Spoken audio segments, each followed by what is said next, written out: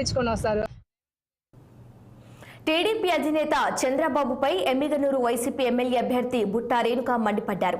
రాష్ట్ర విభజన తర్వాత 2014 సార్వత్రిక ఎన్నికల్లో చంద్రబాబు ఇచ్చిన హామీలో ఏ ఒక్కటి అమలు చేయలేదంటూ ఎద్దేవా చేశారు. ప్రజలను మోసం చేయటాన్ని జగనన్న మేనిఫెస్టోని కాపీ కొడుతూ పథకాల పేరుతో మార్చి ప్రజలను మభ్యపెడుతూ మోసం చేస్తున్నారని తెలిపారు. ఇప్పటికైనా ప్రజలంతా గ్రహించి ఫ్యాన్ గుర్తుకు ఓటేసి వైసీపీ ప్రభుత్వాన్ని గెలిపించాలని ఆమె ఓటర్లకు విజ్ఞప్తి చేశారు. నందవరం మండలంలోని పలు గ్రామాల్లో ఎన్నికల ప్రచారంలో పాల్గొన్న ఆమె ఈ వ్యాఖ్యలు చేశారు.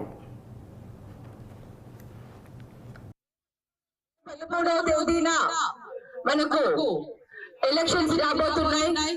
ఆ ఎలక్షన్ సందర్భంగా మీ ముందుకు రావడం జరిగింది. మరి ఈ రోజు మనకున్న ఆ ఓటు హక్కుని, విలువైన ఓటుని ఎవరికి వేస్తే మనకు అభివృద్ధి జరుగుతుంది, ఎవరికి వేస్తే మన గురించి ఆలోచించి మనకు మంచి చేస్తారు అని ఆలోచించి నిర్ణయం తీసుకోవాల్సిన అవసరం ఈ రోజు ఎంతైనా ఉంది. ఒక్కసారి మనం రెండు పార్టీల మధ్య తేడాలు చూద్దాం. మొదట రాష్ట్ర విభజన తరువాత 2014లో మొట్టమొదటిసారిగా టీడీపీ పార్టీకి ప్రభుత్వం వచ్చింది.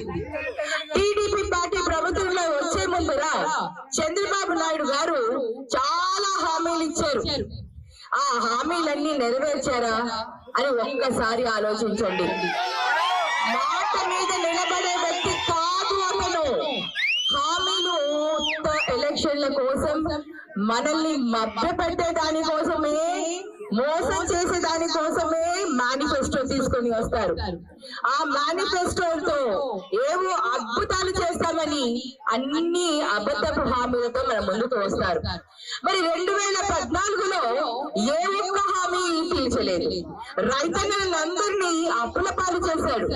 రైతు రుణమాఫీ అని చెప్పి వాళ్ళు బీమా కట్టనివ్వలేదు. వాళ్ళకి అప్పులకు వడ్డీలు పెరిగి అప్పుల పాలైపోయారు. మరి అలాగే మహిళల్ని కూడా ఆ విధంగానే మోసేశారు. డ్వాక్రా మహిళల్ని. మే 13వ ఏపీలో ఎన్నికల ప్రచారం